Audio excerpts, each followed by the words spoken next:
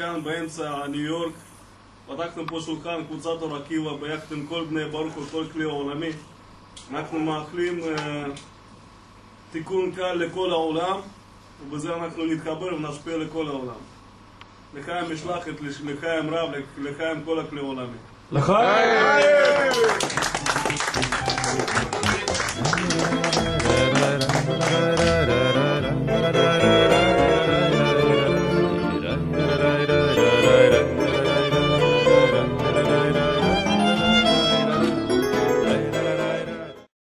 מה שאנחנו עושים פה זה רק כדי להגביר את האיחוד בינינו וליישם את דברי רב שאומר לנו שרק באיחוד בינינו נצליח ליצור איזשהו שינוי שאנחנו מייחלים לו בעולם. אז פעולה גשמית אבל עם כוונה רוחנית. עם כוונה רוחנית. לחיים!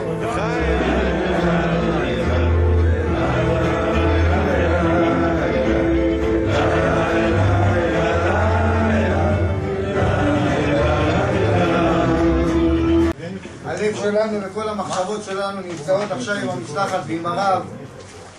ומה שאנחנו עושים כרגע זה סעודה ואיחוד בינינו, שהמשלחת תצליח להעביר את המסר שיש לנו להעביר לעולם דרך ניו יורק, ככה לכל העולם המסר שלנו יעבור ויהיה חד וחלק.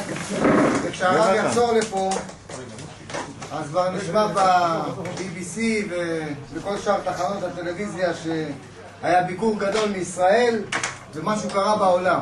מה קרה? נספר לכם אחר כך.